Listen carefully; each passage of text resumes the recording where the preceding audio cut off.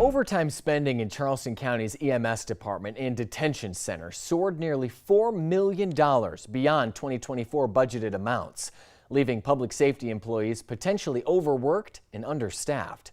Documents show some paramedics earning double their base salary and detention officers working up to 16-hour shifts amid critical staffing shortages.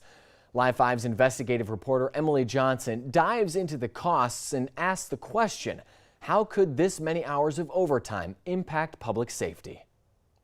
How many days would you be willing to work in a row? 7? 10? 12? What about 14?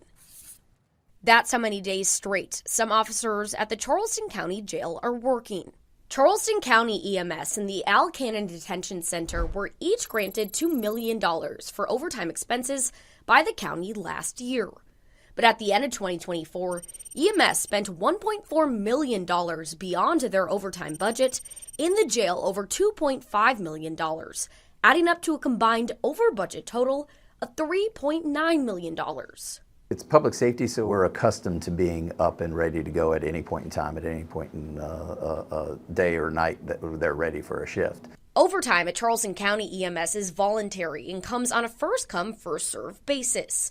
EMS Division Chief Carl Fair says not forcing employees into working overtime shifts allows each individual to choose the work-life balance that they want. With putting those shift hour limits on how many hours consecutively people can work and limiting and getting rid of this forced overtime. That is a huge thing. You know, that's not commonplace in all across public safety. But top paid paramedics in the department are making more than their base salary in extra hours, with some making $90,000 a year in overtime alone. In a 2-week period, time cards show some paramedics working over 100 hours on top of their regular schedules. That's 50 hours of overtime a week. How could that level of overtime potentially impact public safety? It's an employee's selection and decision as to what hours they work. And of course, it's not also identifying where those hours are being worked. Fair explains depending on an employee's shift, hours are capped and they're required to have 8 hours off before returning to duty. The most of them are 12-hour shift schedules, so those employees are not allowed to work more than 16 hours consecutively. After that point, they're unquestionably done, and then we put them out of service. Officers at the Charleston County Jail are required to work a minimum of 12.25 hours of overtime each pay period. Timesheets show top-paid deputies in overtime working 14 days straight without 1 day off in between. Employees are also working long days with 16-hour shifts noted on time cards. The Charleston County Sheriff's Office, who is in charge of the jail, refused to interview on the overtime amounts. The agency released a 14-sentence statement in response to our story, saying in part that it should not be a shock to the community that overtime amounts are associated with keeping the jail staffed and secured at all times. CCSO cites the jail being severely understaffed as a reason for the overtime overflow.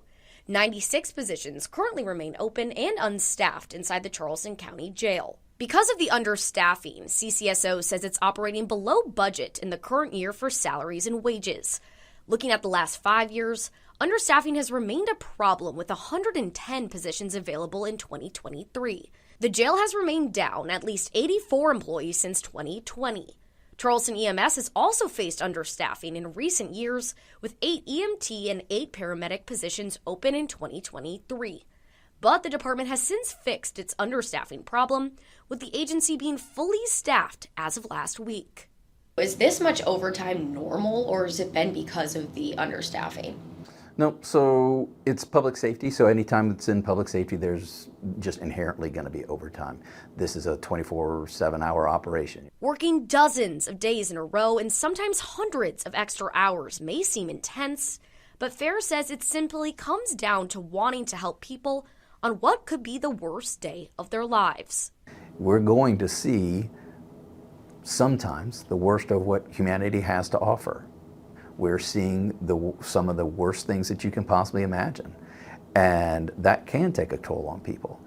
And as responders, we are trained as to how to deal and cope with that safely, and that takes a mental toll on people, whether you're working overtime or not. For Live 5 Investigates, I'm Emily Johnson.